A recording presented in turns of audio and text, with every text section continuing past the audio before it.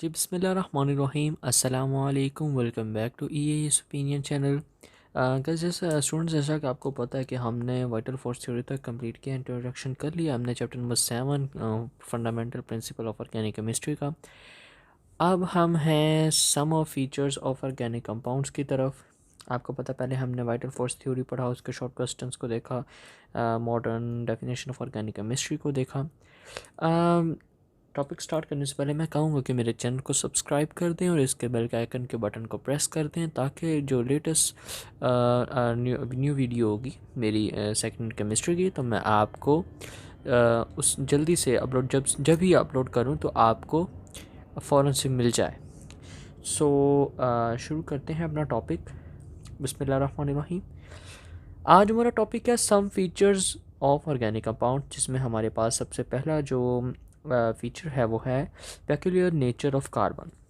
Carbons form a large number of compounds. There are millions of organic compounds known at present. The main reason for such a large of number of compounds is its unique property of linking with other carbon atoms to form long chains or rings. The self-linking property of carbon is called catenation. ये main short question है हमारी peculiar nature of carbon के अंदर। The self-linking property of carbon is catenation. Then हमारे पास इसके examples भी आती हैं। वो कहता है जी कार्बन आल्सो फॉर्म, कहता है कार्बन जो है वो जो आल्सो फॉर्म जो बनाता है स्टेबल सिंगल और मल्टीपल बॉन्ड्स, और इसके साथ विद अदर बॉन्ड और इसके साथ जो अदर एटम्स बनाता है वो लाइक होते हैं oxygen, nitrogen and sulphur. It can thus form numerous compounds of various sizes, shapes and structures. Carbon जो है उसके वैलेंस शेल में 4 इलेक्ट्रॉन्स होते हैं, यानी कि कार्बन 4 बॉन्ड बनाता है। आपने एक चीज़ याद रखनी है, कार्बन 4 बॉन्ड बनाता है। आगे है हमारे पास non ionic character of organic compound. Organic compounds are generally covalent compounds, therefore do not give ionic reactions. जो ऑर्गेनिक कंपाउंड्स हैं वो आयनिक रिएक्शंस नहीं देते हैं। सिमिलैरिटी इन बिहेवियर, इनकी बिहेवियर में सिमिलैरिटी कौन कौन से हैं, यानी कि किस चीज़ में ये सेम होते हैं, ये क्लोज रिलेशनशिप में between different organic compound. This is exemplified by the existence of a homologous series, यानी कि एक जैसी सीरीज़ के अंदर ये एक्सम्प्लीफाइड करते हैं। This similarity in behaviour has reduced the study of millions of compounds to only a new homologous series. Fourth है हमारे पास कॉम्प्लेक्सिटी ऑफ ऑर्गेनिक कंपाउंड्स। कहते हैं कि organic molecules are usually large and structurally more complex. For example starch has the formula. वो कहता है जो ऑर्गेनिक मॉलिक्यूल्स हैं वो आमतौर पर ज़्यादातर बड़े और स्ट्रक्चरली मोर कॉम्प्लेक्स होते हैं, और जो दिखाने में यानी कि स्ट्रक्चरली मोर कॉम्प्लेक्स होते हैं। इसकी एग्जांपल कुछ यूँ है स्टार्च की, जिसमें हमारे पास C6H10O5 और उसकी बेस एन है, यानी कि where n may be several thousand. N का मतलब कि यानी इनफाइनाइट, यानी कि थाउजेंड टाइम्स, यानी कि थाउजेंड से भी ज़्यादा हो सकता है, यानी एन के मतलब infinite. Proteins are very complex molecules having molecular masses ranging from a few thousand to a million.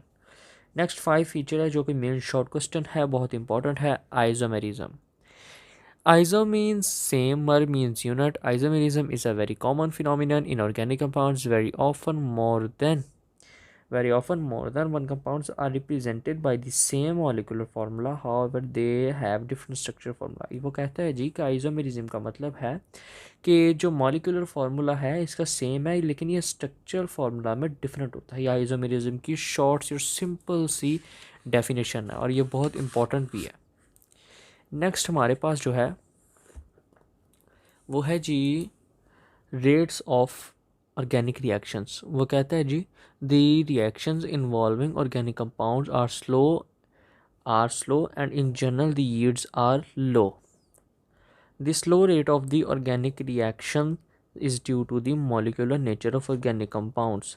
वो कहता है जी जो रिएक्शंस हैं जो ऑर्गेनिक कंपाउंड में इन्वॉल्व करते हैं वो बहुत स्लो, और ये जनरली इनकी जो यील्ड्स होती है इनकी मिकदार बहुत कम होती है।